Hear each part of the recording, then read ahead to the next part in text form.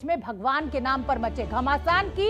लेकिन बुलेटिन की शुरुआत इस वक्त की सबसे बड़ी खबर के साथ। दिल्ली के जहांगीरपुरी हिंसा में गोली चलाने वाला आरोपी सोनू चिकना गिरफ्तार कर लिया गया है। सोनू शेख नाम है इस शख्स का, जिसको सोनू चिकना के नाम से जाना जाता है। वीडियो फुटेज में सोनू चिकना भीड़ के बीच से गोली चलाता हुआ दिखाई दिया था। सोशल मीडिया पर भी सोनू की फायरिंग वाली तस्वीरें खूब वायरल हो रही थी। सोनू के परिवार का कहना है कि वो डर गया था और इसीलिए वो गोली चलाने लगा। हालांकि साफ साफ इन तस्वीरों में कहीं से भी वो डरा हुआ तो नहीं दिखाई दे रहा है। और अब दिल्ली दंगों में जो भीड़ के बीच गोली चलाता हुआ कैमरे में कैद हुआ था सोनू शेख, उसको गिरफ्तार कर लिया गया है। नीले रंग के कुर्ते में आप इस आदमी को अच्छी तरह पहचान रहे होंगे। दंगों में गोली चलाने हुए ये दिखा था।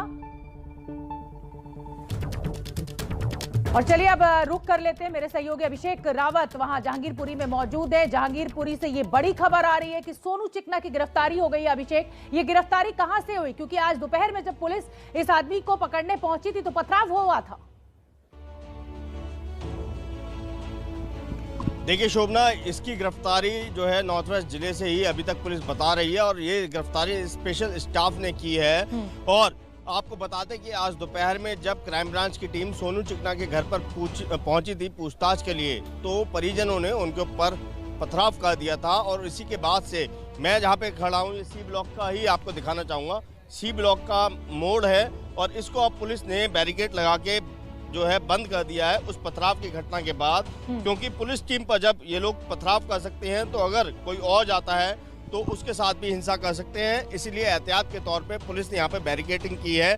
और सोनू चिकना की तलाश डे 1 से ही पुलिस कर रही थी, खास तौर पे तब से जब ये वीडियो वायरल हुआ जिसमें वो नीले कुर्ते में साफ तौर पर गोली चलाता हुआ नजर आ रहा है। और इसके भाई को समीर चिकना को कल ही पुलिस ने गिरफ्तार किया था। और पुलिस ये भी अभी कह रही है कि इसकी भी आपराधिक इन्वॉल्वमेंट है। अभी हालांकि उस बारे में और ज्यादा डिटेल आनी बाकी है। बिल्कुल ठीक है, अभिषेक रावत हमारे साथ इस समय। आप सुन रहे थे सोनू चिकना को गिरफ्तार कर लिया गया है। कल समीर चिकना जो कि सोनू चिकना का भाई है, उनको गिरफ्तार कर लिया गया था। अभिषेक, जो इस समय का बड़ा अपडेट ये है कि कई गिरफ्तारियां हो रही हैं, कोर्ट से रिमांड भी मिली है पुलिस को 2 दिन की। लेकिन अगर हम तनाव की बात करें, माहौल की बात करें, हालात की बात करें, तो आप क्योंकि जहांगीरपुरी में मौजूद है, क्या कहना है वहां पर लोगों का?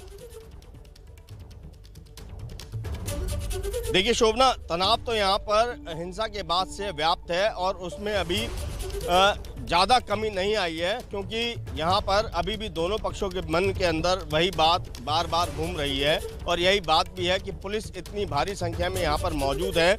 लेकिन यहाँ पर मैं गिरफ्तारियों को लेकर जो बात है उसमें भी कहीं ना कहीं दिल्ली पुलिस के मन में जो कन्फ्यूज़न है, और उस कन्फ्यूज़न को वो मीडिया के बाहर भी, मीडिया के सामने भी जाहिर कर चुके हैं, उस पर भी आपका ध्यान एक बार डालना चाहूँगा। क्योंकि अब से कुछ देर पहले जो डीसीपी नॉर्थ वेस्ट है, उन्होंने अपने ही एक जो मीडिया का ग्रुप है उसमें जानकारी डाली थी कि उस दिन जो शाम को ये शोभा यात्रा निकली थी उसको पुलिस की इजाजत नहीं थी और इसलिए इस मामले में एफआईआर दर्ज की गई। मैं यही जानना चाहती हूँ अभिषेक, मैं इसी सवाल पर आना चाहती हूँ। प्रेम शर्मा निकलकर नाम सामने आ रहा है कि बिना इजाजत के ये शोभा यात्रा निकाली गई। सवाल ये भी उठता है कि हनुमान जयंती पर हमने कभी सुना नहीं इस तरीके की शोभा यात्रा। डीजे बजाकर कब हिंदू धर्म में शोभा यात्राएं निकलती है? इस प्रेम शर्मा की गिरफ्तारी हुई है, इसको हिरासत में लिया गया, इसको लेकर क्या अपडेट है आपके पास? जी, मैं इसी गिरफ्तारी को लेकर बता रहा था कि दिल्ली पुलिस कितनी कंफ्यूज है। आपको मैं पहले अपने मोबाइल पे दिखाना चाहूंगा कि नॉर्थ वेस्ट का ये मीडिया ग्रुप बना हुआ है। और आप देखिए कि यहाँ पर आपको 3 मैसेज ऊपर डिलीट नजर आ रहे होंगे। आप अगर यहाँ पे देखेंगे, पहला जो मैसेज दिल्ली पुलिस की जो डीसीपी है नॉर्थ वेस्ट की, वो जब यहाँ ग्रुप में भेजती हैं तो उसमें ये जानकारी देती हैं कि 17 तारीख को ही इस मामले में एफआईआर दर्ज की गई थी। जो शाम को शोभा यात्रा निकली थी उसको पुलिस की परमिशन नहीं थी। और उसमें यह भी लिखा जाता है कि किन किन लोगों के खिलाफ ये मामला दर्ज किया गया है। और उसी में ये जानकारी दी जाती है कि प्रेम शर्मा को गिरफ्तार कर लिया गया है। उसके बाद जो डीसीपी मैडम है वो 2 और मैसेज भेजती हैं, लेकिन शाम को 6:14 पर फिर वो एक और मैसेज भेजती हैं जिसमें सिर्फ ये जानकारी दी जाती है कि मामला दर्ज किया गया है और एक जो एक्यूज पर्सन है यानी एक आरोपी है वो जांच, पुलिस की जो जांच है उसमें सहयोग कर रहा है। यानी इस जो फाइनल मैसेज जिसको करार दिया गया है, ऑफिशियल वर्जन जो करार दिया है डीसीपी ने, उससे अब गिरफ्तारी की बात गायब हो जाती है। बिल्कुल तो आप ठीक है, समझ लेकिन सकते हैं कि ये पूरा मामला कितना संवेदनशील है और जाहिर पुलिस सी बात है खुद ना इसमें अभिषेक, इतनी कंफ्यूज हो चुकी है। दिल्ली पुलिस कि का तो वो- पूरी तरह से फेलियर है ही है। आपकी इंटेलिजेंस क्या कर रही थी? आपकी एलआईयू यूनिट को ये पता क्यों नहीं चला कि इतनी भीड़ खड़ी हो गई है, इतने लोग इकट्ठे हो गए? आप ये दावा करते हैं कि भाई पीसीआर में आप कॉल कीजिए, 3 मिनट के अंदर आपकी कंप्लेंट अटेंड की जाएगी, पीसीआर पहुंचेगी। यहां इतना बवाल हो गया और पुलिस देर में पहुंची। वहां आज जब मैं मौजूद थी, मैंने लोगों से बात की तो पता चला कि पत्थरबाजी की काफी देर बाद पुलिस वहां पर पहुंची है।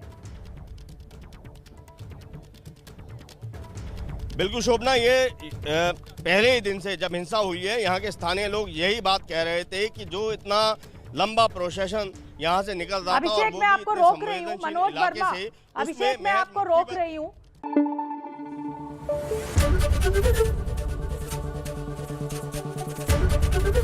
एबीपी न्यूज आपको रखे आगे।